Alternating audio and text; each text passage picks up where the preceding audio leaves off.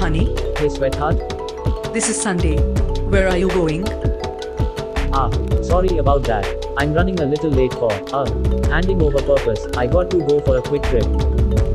How about a different excuse for Sunday? I'm sorry, honey. You know how these things are. I will be back soon. Bye.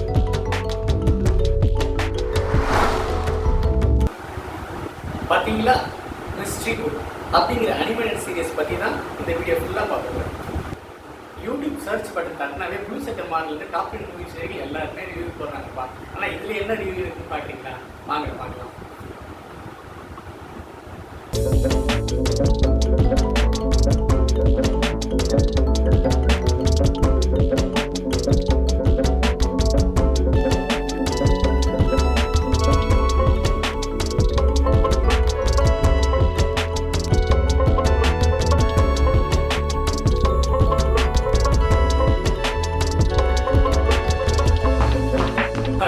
என் பேர் காந்தி.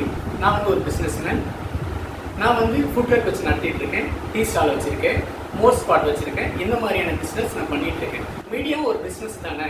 படம் எடுக்கிறாங்க, நம்ம பார்க்கறதுக்காக தான் எடுக்கிறாங்க. So அதுவும் ஒரு பிஸ்னஸ் ரீதியான விஷயங்கள் தான். அதனால பிஸ்னஸ் ரீதியாக இதை எப்படி இருக்குன்னு நம்ம பார்க்கலாம். Hey Mrs. Kishan. Hey, Dick.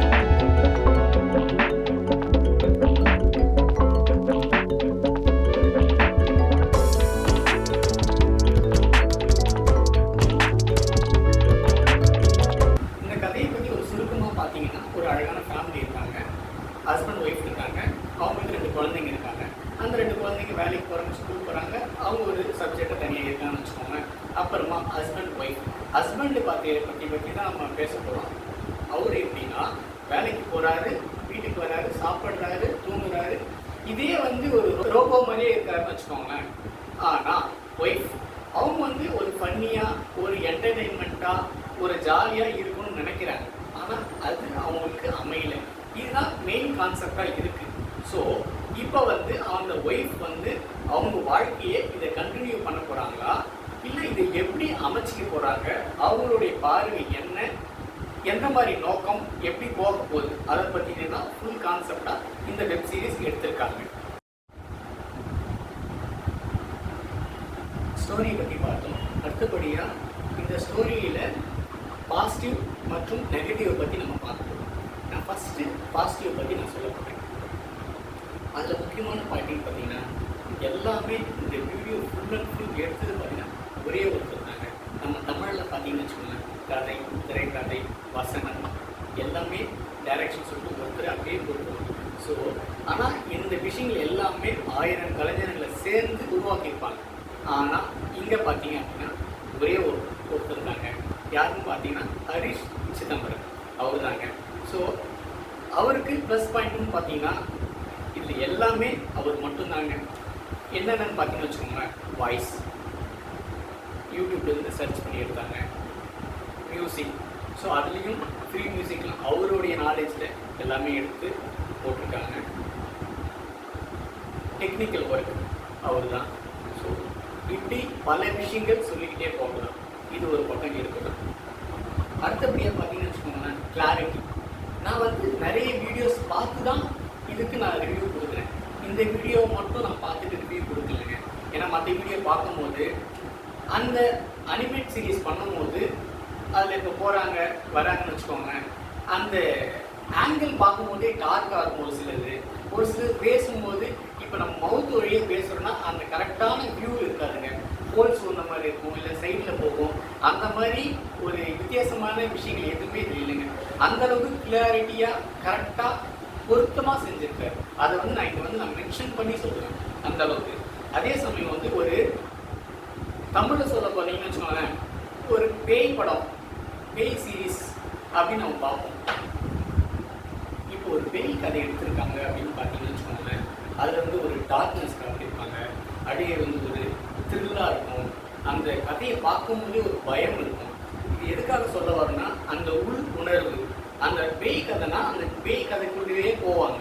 So அந்த எக்ஸாம்பிளை இவர் வந்து கொண்டு வராருங்க. இப்போ இவர் ஒரு கதை எடுக்கிறாருன்னா ஒரு ஃபேமிலியை காட்டுறாரு. அவங்க என்ன நடக்குதுன்னா அது ஒரு ஃபேமிலியாகவே நம்ம வந்து நினைக்க தோணுதுங்க. அதுதான் முக்கியம். ஒரு கதைக்கு என்ன முக்கியம் அப்படின்னா, ஒரு ஃபேமிலியை காட்டுறாங்கன்னா அது ஒரு ஃபேமிலி மாதிரியே இருக்கணும். ஸோ அந்த உண்மையை வந்து தெளிவாக சொல்கிறாரு.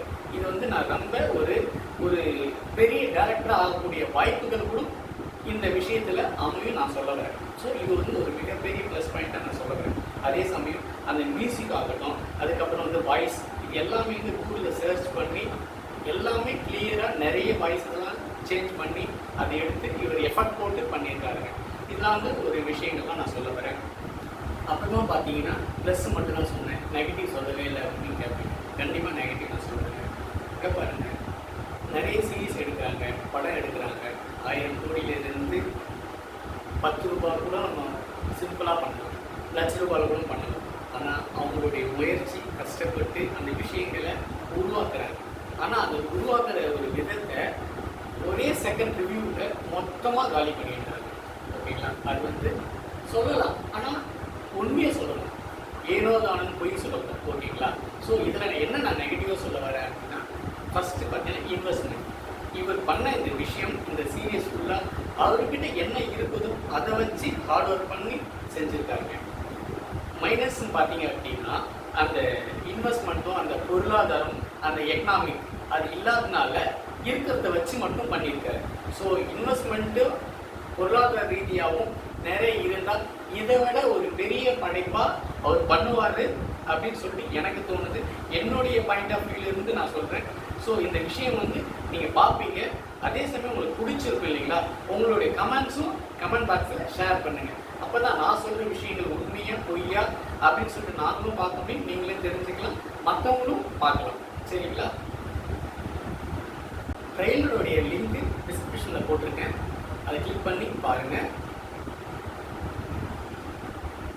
பிஸ்னஸ் ரீதியாக என்னுடைய பாயிண்ட் ஆஃப் வியூவில் நான் என்ன சொல்ல வரேன்னா,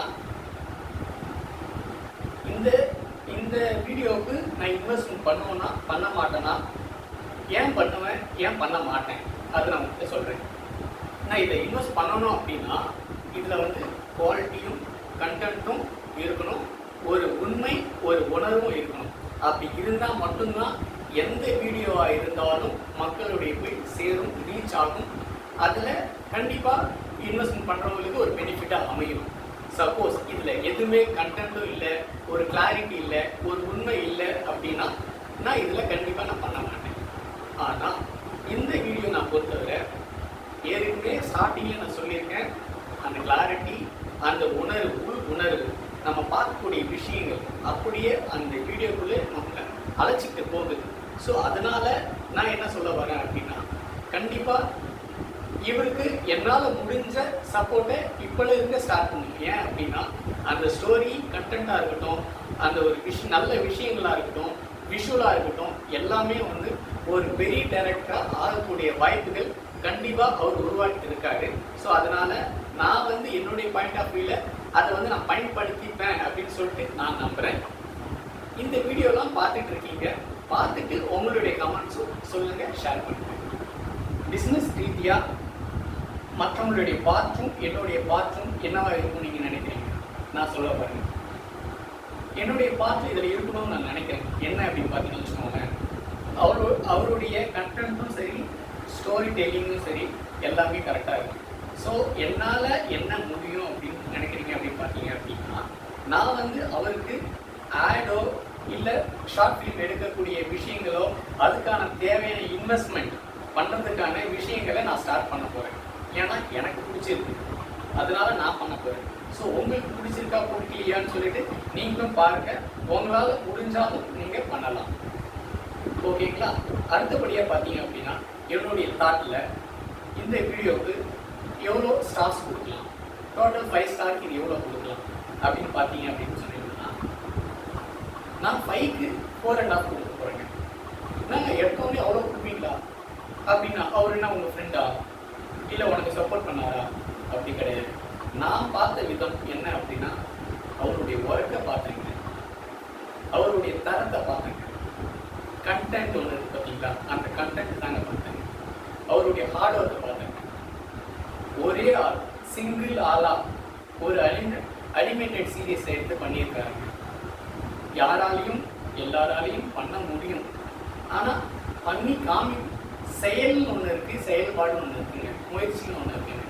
ஸோ அதனால் ஒரு விஷயத்தை செஞ்சு முடிக்கிறவங்க தாங்க அறிவாளி நம்ம சொல்லலாம். எதுக்கு 4.5 பார்த்தீங்க அப்படின்னு வச்சுக்கோங்க, அவருடைய விடாமுயற்சி விஸ்வரூப வெற்றியாக அமைன்னு சொல்லிட்டு எனக்கு நல்லாவே தெரியும். அதே சமயம் அவருடைய ஒர்க்கில் அவ்வளோ விஷயங்கள் அவ்வளோ கண்டென்ட் உறுதியாக இருக்குங்க. அதனால நான் 5க்கு 4.5 நான் தரேன்.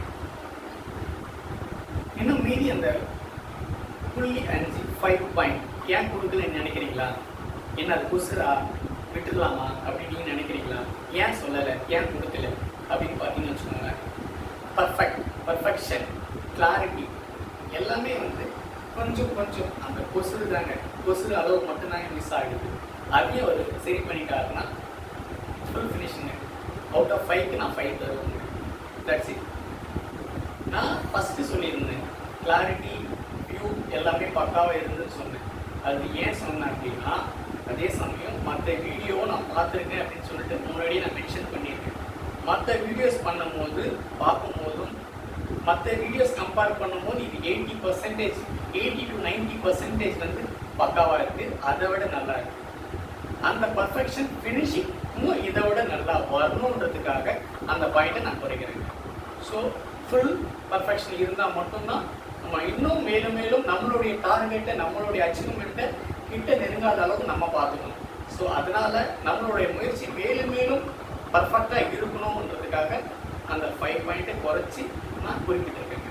அடுத்த வீடியோவில் இன்னொரு வெப் சீரிஸ் பற்றி நம்ம பார்க்க போகிறோம்.